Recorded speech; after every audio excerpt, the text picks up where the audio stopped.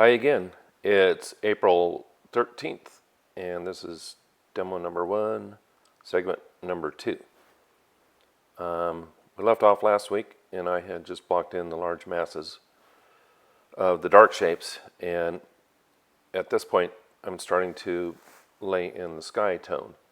The mixture for this, oh, and by the way, one of these days I'll figure out how to do a inset video showing the palette. I just haven't gotten there yet. But the mixture for the sky is, of course, titanium white, some lemon yellow, a little cobalt blue, and I believe I put in just a tad of ivory black. The reason for that is the ivory black has somewhat of a warm note that acts a little bit like a violet when it's close to the yellow. Andrew Zorn had a palette that is infamous or famous now. Wasn't his only palette, but he used vermilion, black, and yellow ochre. And if you've ever painted with that, you will see how you can juxtapose colors that are yellow or black depending on the amount of white in them, because white cools off all those colors. And you can actually create some violets and blues and reds and oranges. It's quite a versatile palette, but this is the same idea. I'm using a new brush here, another one of the Utrecht Rhenish brushes, and I'm using a new bright because I want to be able to be clean with where I put the paint up against the sides of the architectural elements. My typical scraggly looking brushes will just make a mess, and although that might be better in some cases, I want to at least start out with a good clean edge that I can come back and mess up later. So I'm just carefully starting to pick out the light shapes in the tree mass, and this will go back and forth. You know, this is just sky color.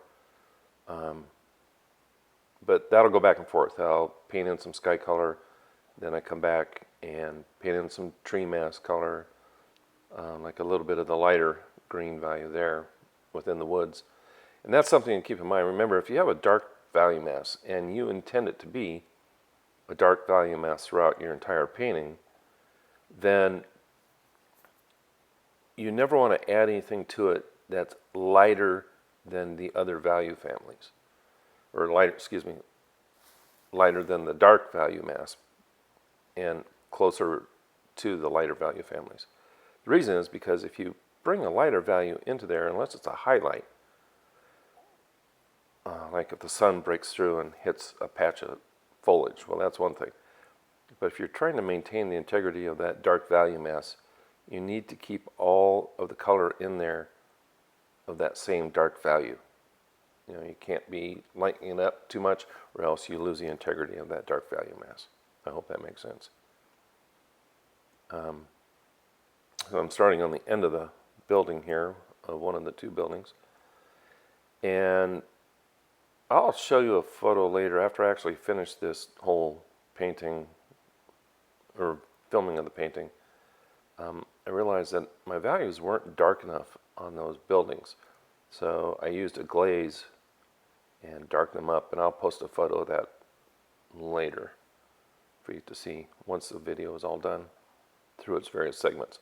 This one today is about a 7.25 minute segment, I think, or 7.5 minute.